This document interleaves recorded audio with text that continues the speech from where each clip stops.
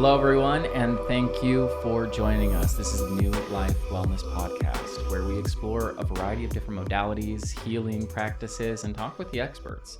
So for today's guest, we have the wonderful Robb Worley, the founder of New Life itself. So super glad to have you. I'm glad to kind of dive into things. Do you want to give a brief introduction to yourself? My name's Robb Clark Worley, and this is a mission that has been close to my heart for years now, and it's amazing for it to start to get some traction and breathe some life into its lungs. So Heck yeah. It's really nice to see it coming along. I love that. So you said mission. What is the mission? So New Life as a whole, I know, is kind of aimed around bringing different modalities to communities, helping to support practitioners and facilitators. What's the mission? I mean, there's multiple missions. We've got Healing Pathways Global Initiative, which is our nonprofit that is education, resources, and advocacy for ibogaine, MDMA, ketamine, ayahuasca, and psilocybin research. Nice. So that's something that we're working on the forefront and trying to get approved. We were approved by the state of Arizona finally, so that's awesome. All right. Next is federally. But New Life is bringing facilitators together, bringing a healing community together with other communities, and building something that we can use as a platform to share around the globe and around the world. Yeah, well, I love that. I think it's necessary. There's a lot of ways that I've seen, even in the people that I've talked to who've been on the podcast, a variety of different people, different perspectives, but we're all sensing this shift. I think it was ever since COVID, like 2020, where we have more people who are looking at kind of creating healthier decisions, healthier lifestyle, and really moving to some of these more, older practices that are introduced to us as new, but, have been around. And most people that I've talked to are seeing a vast amount of improvement within their life as they begin to focus kind of inward. So I think that's really awesome. What inspired you to kind of do this? Where did this mission kind of start? You said it was a couple of years ago. Man, it actually started back in 2016. I actually started previously than that. I mean, it's been my whole life, basically. Little breakdown, 26, had diverticulitis. What? Diverticulitis. That's a big word. Yeah. You should spell it. Yeah. What is that? It's where your colon can't process, has trouble processing red meats and seeds. Oh, geez. So I went vegan for 3 years, cut all the inflammatory foods out, cut the meat out, cut seeds out. And then when I was, back in 2016, when I broke my neck and back and got electrocuted off a 14-foot ladder. Sorry, what? Yeah. What was that about? You broke your neck and back. Yes. Okay. How did that happen? Well, I owned one of the largest electrical businesses in the state of Washington, and I was teaching my crew how to install new light fixtures that we had never installed. Jeez. And it was with a bank. And I did not read the fine print on the contract at the bank, which stated that once you cut the breaker off, it is still going to be live because there is a backup generator. Oh, shit. So I thought I was working on something that was not live, and it was very much live. So I cut into it, and it blasted me off a 14-foot ladder. Oh, geez. Onto a desk. Ow. Sideways. I was going to say, you probably crumpled over if you're from a... Oh, man. But that's kind of what started. That's what started me with cannabis and with psilocybin, and with CBD and CBN and CBG and utilizing all those to try to heal myself. Yeah. What was that journey like? So, okay, you break your back. Obviously, this is something where you're looking for medicine. You're looking for ways. Did you go to the hospital? Did you have surgeries? So it took me 2 weeks after. So initially when I fell off the ladder or got electrocuted off the ladder, I think that's the first time I've said fell. Gosh darn. Yeah. No, there was a definite push. Yeah, there was a jolt. Yeah. No. So I laid on the ground for about 4 or 5 hours while my crew finished the job. They wanted me to go to the hospital, but this was the first this is our first staple job for U.S. Bank to get like 33 other ones, and we needed to finish it. So you just laid there for hours? I did, yeah. How? Were you in pain? Were you in shock? Or I couldn't move, so my crew had to basically pick me up and walk me to the car. I went home that night. They drove me home. The next day, I went to go get a massage, and they gave me a massage, and I felt great. I went to go get off the bed, and I fell off the bed and couldn't walk. Butt naked, in tears. I then had to crawl into their pedicure room on a rolling chair. So on my knees, I crawled into their pedicure room, and my mother came and gave me pain pills, and all the everybody that worked there, who I all knew, fed me alcohol straight out the bottle to help with the pain. I was gonna say, I bet the pain was freaking immense there. It was one of the most intense pains that I've ever had in my life. Jeez. The only other feeling that has come near it is when I tore my toenail off in the salt water in Costa Rica. Ow. That's the way that it felt with the nerves. Oh, jeez.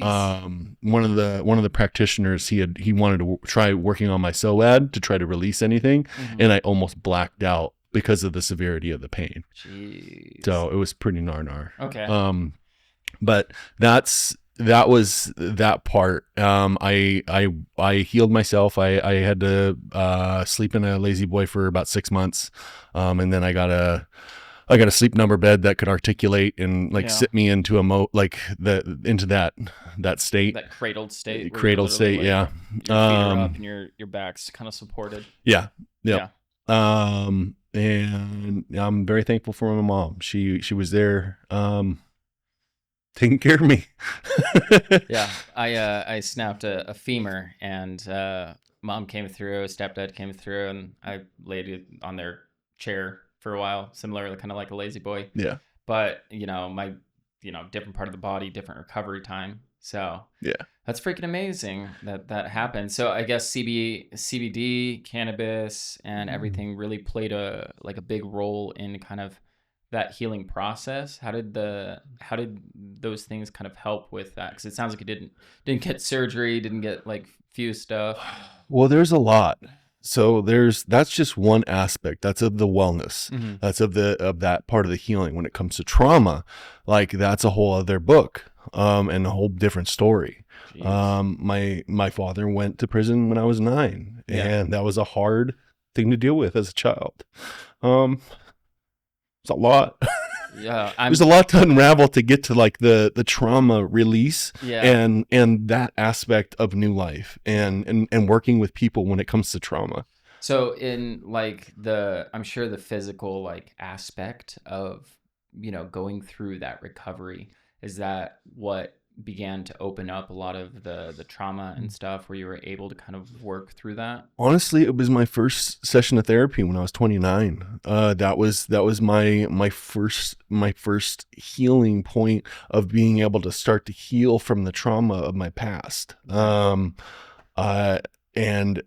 that I went through each one of the moments in my life and took that I could remember. That was the other issue, is a lot of my trauma is buried, and I couldn't remember it, which is where ketamine, MDMA, psilocybin, that's where those different substances help me dive into that and be able to go into that book and into that folder that I buried deep, and be able to deal with that and bring it up to the surface. Yeah. And either hold myself accountable for my actions, or release it on whatever or whoever it needed to be released on, and not take accountability for it, and let it go. Let go of the stuff that you were holding that wasn't yours, and then take accountability for the ways that everything is yours. Yeah. So it's that beautiful sifting and sorting. Yeah, I can imagine that was a lot. There's areas in my life where I come from a pretty traumatic background, and then I was adopted. Even being adopted in the suburbs, it's not a perfect family. There's different ways that people have habits, and maladaptive behaviors because they got it from their parents, and their parents got it from their parents. So Yeah. it's this generational like thing. And it was so interesting for me because I moved from one to another, and then being an adult, I got to experience other ones and experience other like family lives. And so it was super interesting to me to kind of peel back some of those layers of these ideas, because like I was able to stay with a friend, Tanner Matheny, beautiful man. He got me into being into like the therapeutic spaces. We worked in group homes together. Like we were able to do some really amazing work. And he was such an integral part of that. And there was a period of time where I was living with his family up in Utah. They had some extra rooms, and we were working in like the highlands of Utah doing wilderness therapy, where you're backpacking, being a guide for people. And it was so weird. It was so weird to be in their household, because they are so loving and giving and trusting. Like that was so foreign to me. Yeah. It was something where, they're like, eat whatever you want, like, hang out, like you're part of the family. And there was never any, this is mine. It's always, what do you need? Like, Yeah. how can we help? And it was such a different, like visceral experience, like waking up and doing chores for them. They loved me because there was a lot of ways that I, carried my own weight and made sure that I did things, because I always thought like there's an aspect where you have to make up for your existence. And then I was like, oh, later in therapy, there was a point where there was a moment, in childhood where it kind of got pushed into me, this idea that I am a burden that has to do things to make up for that. And everyone's giving me stuff, so I always have to be giving that out. And that showed up in my life like immensely in my adult life, where it didn't really serve me as well as it could have, and so it was an adjustment that kind of had to be made. I guess that was one of my healing points. Yeah. So with kind of that journey, what was something that inspired this mission? Because it seems to me like you've reached a point where, a lot of this stuff is more worked through than, let's say, at 29 when you were just starting this journey. Yeah. And it seems like you're at a point, and from what I'm understanding, there's areas where you've identified where you want to continue creating avenues for other people maybe to experience that. So I took what I had learned throughout my whole life as far as pain and being able to heal my body. And in 2018, I opened up one of the first CBD juice bars in the state of Arizona. And that's because I went vegan. I was juicing all the time. It was kind of, I wanted to be able to help people in the way that I help myself, and share that healing with people. And that was my first opportunity to be able to do that. Well, I think it's real emotion, and that helps people connect, because other people have problems too. And it gives them that, it gives them that assurance or that permission to feel. Yeah. So the juice bar, if you want to just pick up there, it was your first opportunity to kind of. Yeah, that was my first opportunity to be able to give back and help people. It also opened up another avenue of being able to help people. I got the opportunity to coach at Miracle League of Arizona. Oh, wow. Which was an amazing feeling. Like that was something that I'd never felt before, because I grew up playing baseball for like 12 years. Oh, geez. Okay. And I met one of the organizers there, and she brought me to the field. And it's an organization that gives kids with disabilities a chance to play baseball. And as soon as I got on the field, I broke down in some of the most beautiful tears I've ever shed in my life. Yeah. To be able to give kids with disabilities like a chance to play baseball, like that was amazing. So I jumped right in. While doing the juicing. Sorry, I got on a tangent, but no, I think that's an important thing. That's really like great to hear. There was some little bit of work that I did with kids with disabilities, and then I worked mostly with children within what I did. So there's like this, I don't know, it feels like superhuman with how they can look at you with the excitement of these new experiences. Yeah. It makes you feel like, I don't know, like a lot of stuff is just worth it. So I can kind of understand your experience, or at least relate it to my own. Yeah. And it's one of those things that I think everyone should experience, Yeah. you know. And now I've got my nieces and nephews, and those guys are my world. Yeah. I've got a lot of kids in my life that are my world. And they're our future. Yeah. And like that's the thing, is we got to start educating them with the medicine, the natural medicines that are out there. Right. Not this Weird pharmaceutical world. It's scary when you think about it. It really is. Yeah. So well, there's a lot of ways that I feel it already shifting. And when we look at more of the natural intuitive aspect that most of these kids understand, like we understood as kids. Yeah. We grew up already kind of knowing who we are and just learning more about the world. Yeah. And it's this aspect where I think the older generations, with how they were taught and how they were taught, it's this generational shift that happens, every generation or so.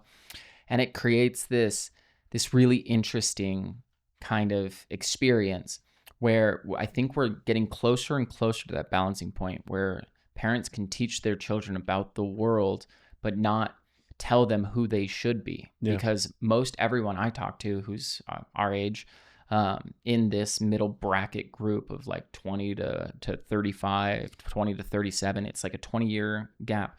Almost all of us have had to push our own truths beyond what like we were told was acceptable, what we were told was good. And that's where we're finding like, the ability to really persevere or get into things that like are in our hearts, like the things we've always wanted, we were told we couldn't have. Yeah. And then once you're finally an adult, you experience a bit of life, and then you realize like, this stuff is not what feeds me, like this other thing is, and I could totally be successful doing it. Yeah. Because there's people who share that heart, like that feeling, and I know I can do this. And that's what's absolutely amazing, is like more of us are understanding that. And so as we begin to teach children, like there's areas where we can understand their personalities are just kind of coming through. It's not so much that this balance of, you have to be this way and you have to be this way to be safe. It's like safety is normality within what we've created here. And so, yes, learn to be safe, learn what the safety measures are, learn about cars, learn about, roads, learn about, certain aspects, and then learn what you can do to thrive within that. It's not all about being afraid. It's about feeling confident that you can navigate. Yeah. So, no, I'm very, very passionate about that. So there's a lot of ways that I really want education to take on that new form to help empower people and to help give them a variety of different tools that they can better navigate with. Yeah. So I'm very thankful for my parents for raising me the way that they did, because they knew very early that I was just gonna fight them on everything. So they're like, all right, just learn. If you're gonna learn, you're gonna learn the hard way. But if you have any questions, please come ask us. Yeah. As well as my sister, she's been raising those kids as well as she possibly can, but naturally, right. With healthy foods, and she really works hard to work with those kids. Yeah, it's amazing to see that in my family, and know that we're all capable of doing these things. It's empowering. I really feel that, because I feel like there's a lot, like people are talking about the without getting political, this push within government for health and food to be good again, to move towards that. And there's a lot of ways that we've industrialized. Maybe I always put it more as it's kind of a lack of awareness, where we're just not paying attention like we used to. And there's areas where if we pay attention, if we really look at things and want people to thrive, if we want to put out good products, if we're business owners, like, we want to serve the people who are our customers, because that's a beautiful relationship. That's what, like, caring is what makes the difference. And, disregarding just for money, that doesn't last. It doesn't build beautiful relationships. It doesn't build good business communities. Yep. There's so many aspects where we kind of fall short in that short-term gain of what we get versus what we're giving.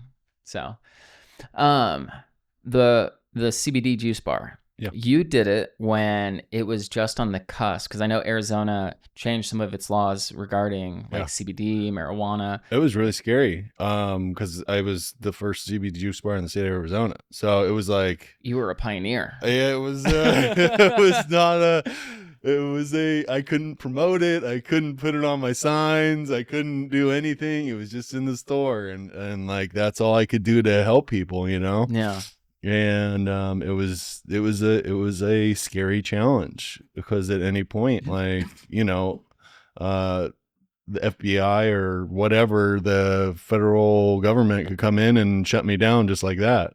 Was that scary? Because were you on the cusp of like CBD? Because I know CBD was like slightly regulated before, and got like released. Like you could buy CBD around before like marijuana became like, or cannabis became recreational or legal within a recreational sense. Mm-hmm. So even though there's so many medicinal products within kind of CBD, CBN, all of these different, what's the classification for the word? What CBD, CBN? Cannabinoids. What was that like? So Being able to utilize each one of them, or I mean, like being one of the first people to kind of do that, because we're gonna cut from. Well, the first thing was finding quality.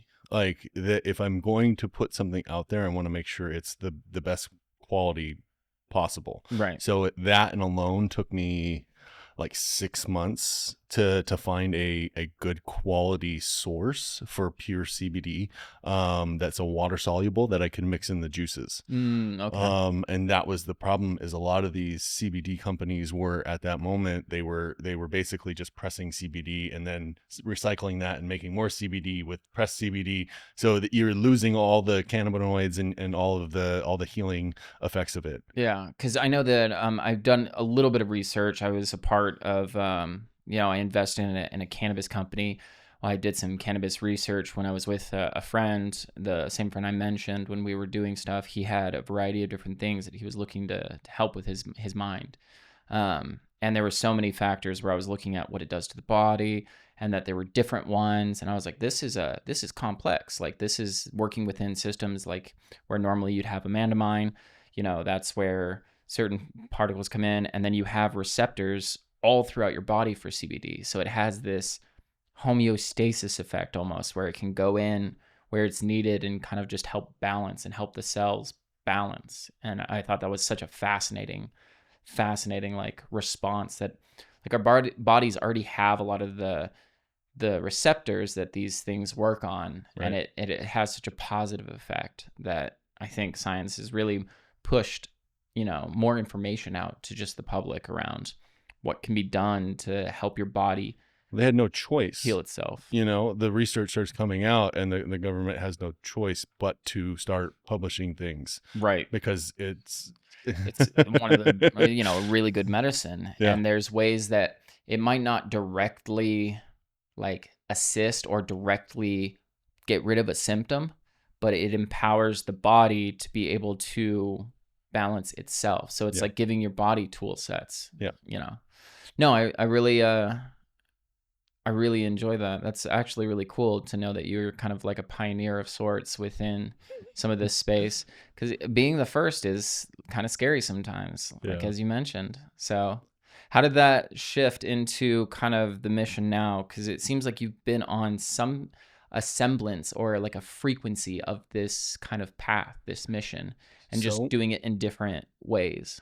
So it started with the juice bar, and then I brought a holistic nurse on every Sunday, and she would do free courses for people to learn more about natural medicines, essential oils, healing the body naturally, about chakras, about all the different other modalities that are out there, so that people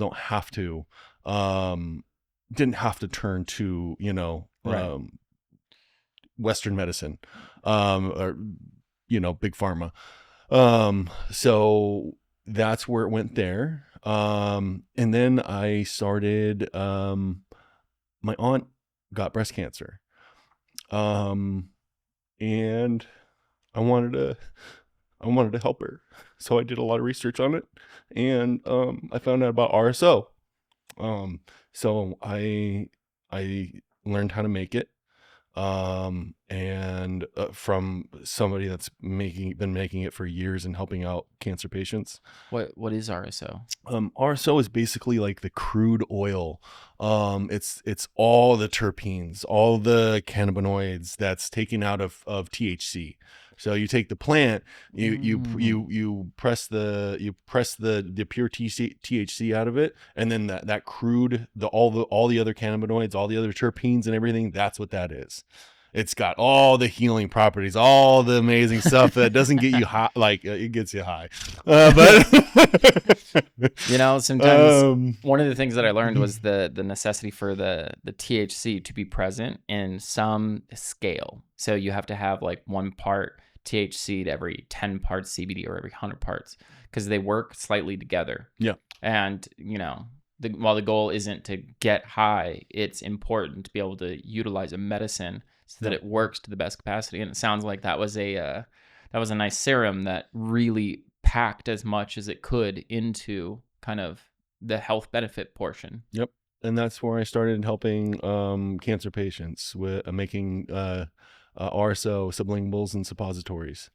Okay. So that's more into like the natural like medicines thing. So wow, you're a traveler, my friend. and then as I started progressing into that field, I got into mushrooms. First time I took mushrooms was when I was like probably I think 17 or 18. Yeah. And then I took 7 grams of mushrooms, and I was reborn again. But that was, I was abusing it. I was young. I was doing it for the first time. All my friends were doing it. But I didn't know what power psilocybin actually had. Right. Until I started microdosing it. And that's where the real benefits started coming out. I could notice in my everyday, like every day was a different growth, a different channel that opened up in my brain. And then I started doing the research on psilocybin and getting into that. And then I started making microdoses for PTSD victims, military veterans, and rape victims, or people with very severe trauma. Yeah. And that There's been a ton of research around that. There's like states that work towards legalizing microdoses of psilocybin. I was out in California and they had just passed like laws around that, and I was sponsoring an event with a company, and one of the guys was the owner of a like microdose company, and he had created little gummies that you could literally just take one in the morning. And I had such a profound kind of experience there.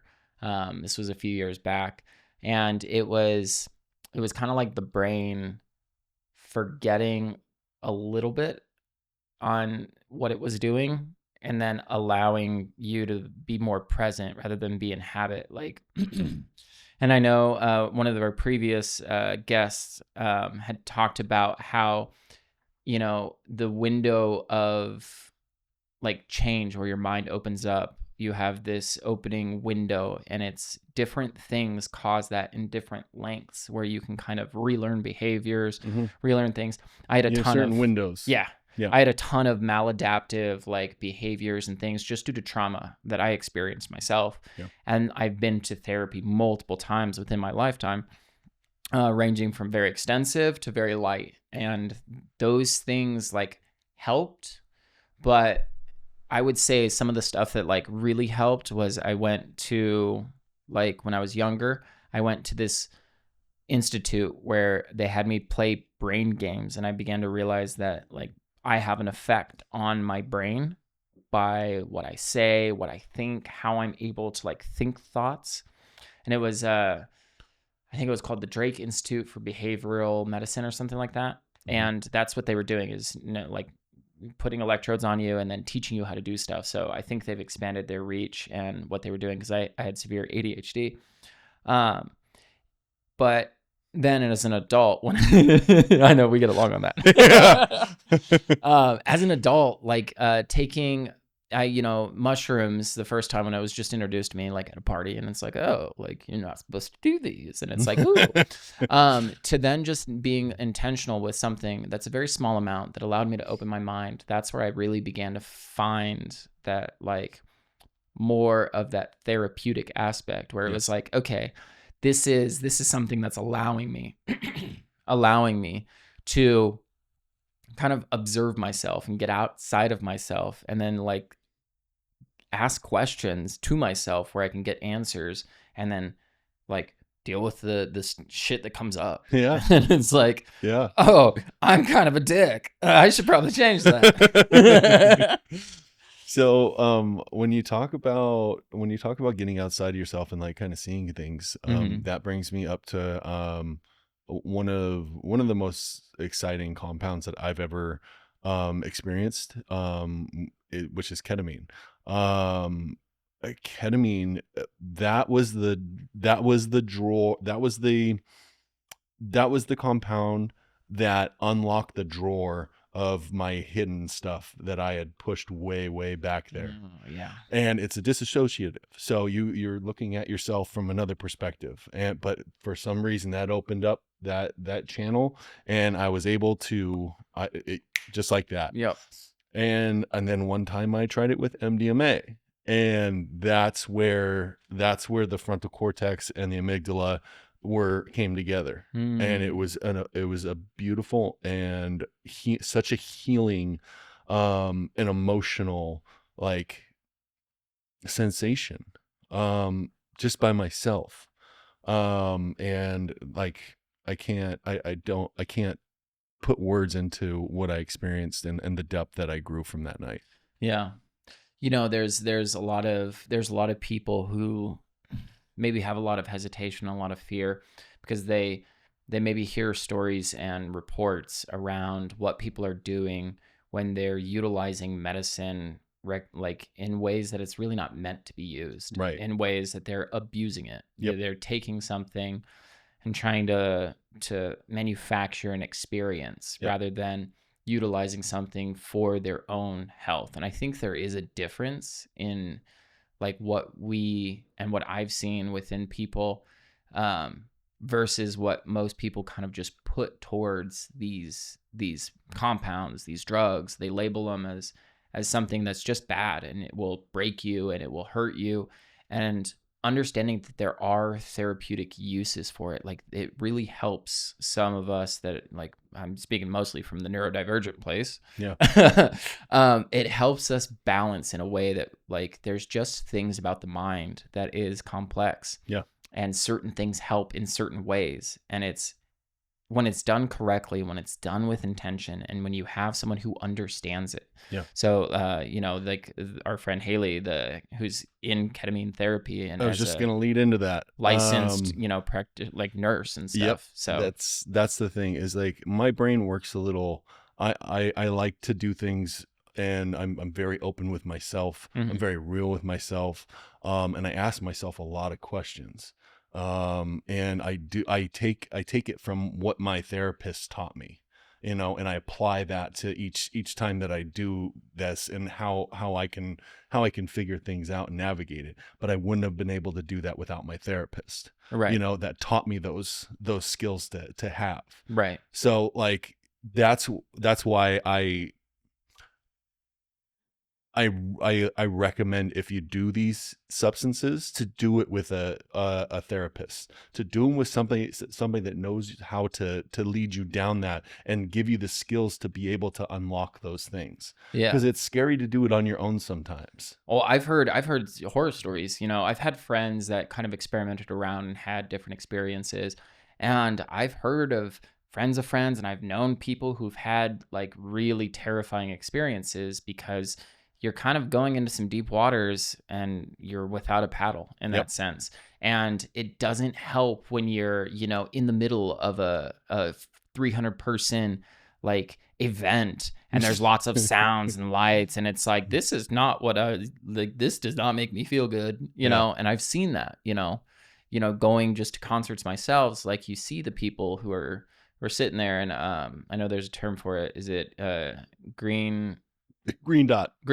Yeah. Where you're like, oh, they're not good. And it's, you know, sometimes it's, you know, them taking a substance or being offered a substance, but that's where like the healing aspect really isn't present within some of those spaces. Correct. Because they're not like utilizing it in a way that's going to be personal and individual and intentional. Yeah. They're utilizing it as a way, you know, oh, this is fun, we're going to go do this. And that's where you have different experiences that can really like mess you up. And if you're playing with your mind, if you're playing with like this kind of thing, you know, it's just best to have someone who can guide you through that and who like can sit there, understand, tell you what's going to happen, how your experience might be, so that as things are coming up, like I had some rough stuff come up for mine. Yeah. Like, and if I was in spaces like that, like that would make me insane. You know, and that person isn't the guy that's like, hey, you want to try something new? Right. No, it's not. That's not the person that you should be turning into. Yeah, it's not that. And so when you give it that space, when you have that person who you can like break things down with, because like my stuff gets into like the things that came up for me were things in my childhood that I didn't remember, similar to you. And it was like abuse, it was like sexual trauma, like there was a lot of stuff there where I was witness to certain things just by being the child I was and who my mother was, and moving from house to house to house, and you know, not legally speaking being able to do that because we just moved around. Like she would break into places and that would be our home for a little bit. She'd get picked up by the cops and I'd go into like foster care. She'd clean up, get out, get us back, and that cycle. Imagine how scary that can be. Well, for me it was normal. You know, because that's the only thing I experienced. It wasn't until I kind of said stuff to other people where I'm like, wait a second, you didn't have to do any of that? Like, that's, oh, and they're like, that's dark, like you're this. And it's like, oh, what the hell is normal then? Like, what is everyone else experience? And I think there's an average experience, but I don't think there's any such thing as normal.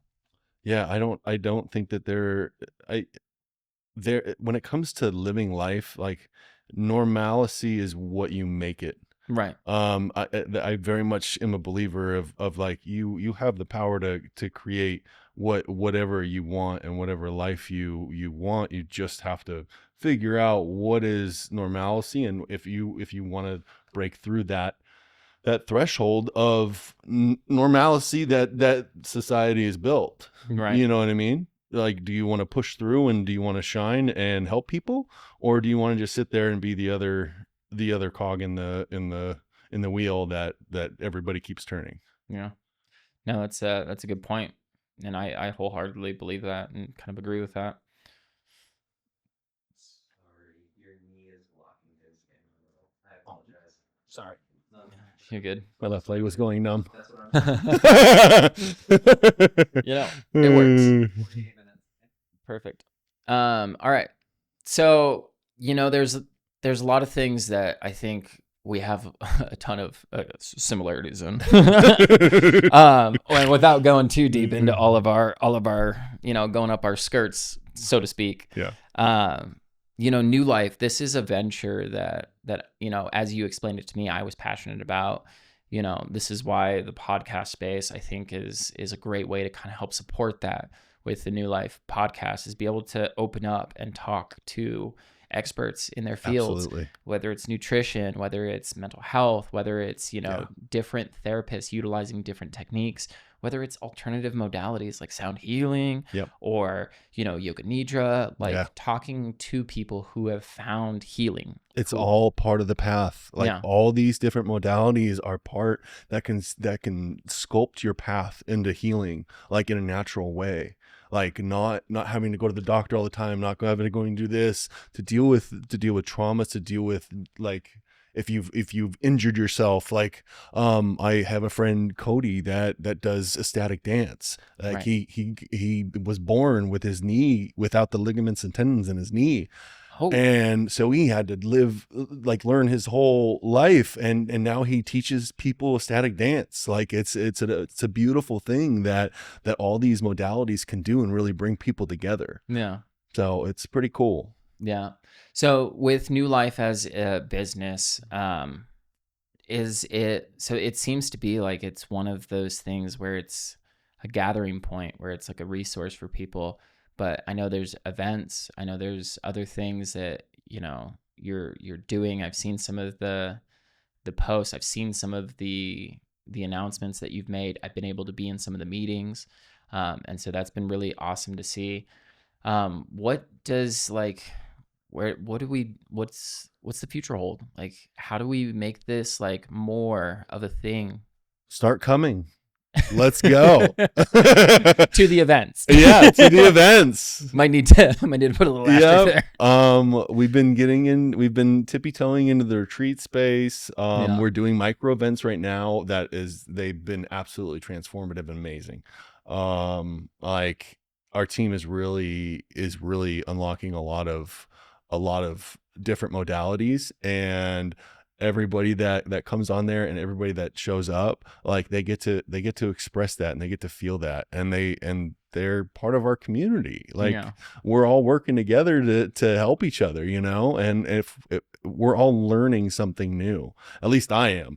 Like all these modalities, like this is all new to me. Like I've Yeah. always been in the medicinal area and within medicine, Right. and helping people through there. But like my spiritual side, I'm finally getting to open that up and like understand like my spiritual side, and like breathe through things that I didn't know that I had. Like I never unlocked my Kundalini, and holy shit, well, I fucking tell you, I never experienced somatic breath work. Yeah. That fucking opened me up in 3 different fucking ways in 1.5 hours. Like it was just, there's so much transformative work and healing that can come from these amazing facilitators. Yeah. And I can only tell you from what I've felt. Right. Well, and I think that's the important thing is like, most people, when you're hearing about this, you think it's, like woo woo and everything, but there's a lot that goes into kind of the practice. There's a lot that's been beneficial. That's why it's around. It's not just, sitting and listening. It's like when you really bring the intention into the space, there's great healing that can happen. But there's a lot of modalities, and it's like almost it's almost too many options sometimes, where people have to do research and do this, and it can be like difficult to understand what's going to work for you. Yeah. And so being able to kind of break down some of this information and be able to chat with people, see what works, what doesn't work. I think that's going to be a great resource for the community at large, for people to be able to kind of look at this and be like, okay, that I understand, or I experienced some of that. I think I should do that. So when you say woo woo, I was that person before. Were you? I was like, what the fuck is this? Like breathing, and I'm just like, and the yoga, and I'm like, I don't know what this is. And every time I try it, it fucks my back up. But then I actually start using my core and engaging it and doing it in the moment, or the work, or the way that you're supposed to do it, as opposed to me just watching it on TV or a show or whatever. And putting your body into what you putting think your it looks body like. into it with somebody that knows what they're doing. Like there's so much that you can gain from it and learn. And I'm no longer a woo woo. Yeah.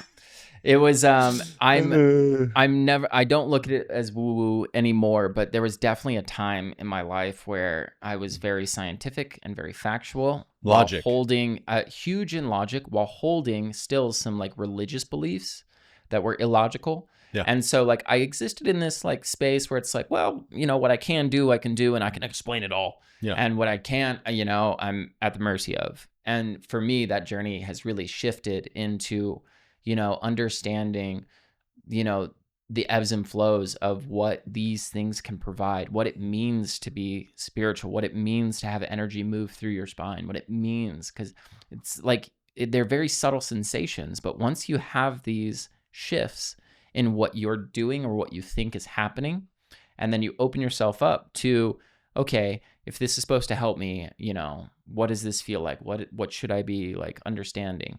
And then suddenly getting these inspiring thoughts, suddenly getting these waves of laughter and like heightened emotion, and then realizing like there's a balance to maybe the negative self-talk, and finding pathways where you're no longer in those like everyone's trying to get me, and it's like not everyone's trying to get me. Yeah. Like everyone's just doing their thing. Yeah. When I'm in a bad direction of that, like I might feel like I'm targeted. I might feel like this is something that's negative, but it's just my perspective. If I disengage, if I move somewhere else, do something else, Yeah. I'll get a different response. Yeah. And I think that that's, for me, one of the things that it has shifted from it being, oh, that's a bunch of woo-woo, like hippie stuff, like, oh, that's cool. How is sound going to help you, like, fix yourself? Like, you need medicine, you need to go work out, like, and it's like, well, no, it does. It does do things. And there are ways that, like, I'm beginning to understand that. And it's like, oh my gosh, like,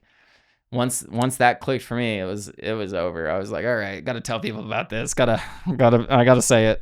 Yeah, no, it's amazing. And like, I've experienced it with in the mornings like doing workouts and morning salutations with Jay. Yeah. Like I Shout out Raja Prana House. Yep. I didn't realize what it could do for my morning, starting it off like that.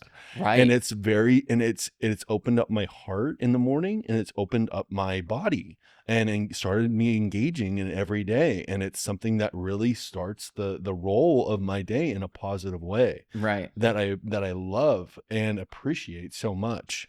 So thank you, Jay, for bringing that into our home. It's such a blessing. There's a lot of ways. And the cool thing is there's so many different avenues for people to take this, doing what works for you, because we're all different. Yeah. I think that's the most important thing, is like really tuning into yourself, tuning into your body, tuning into your like heart, understanding, like acknowledging yourself in the positive aspects that you bring to the world.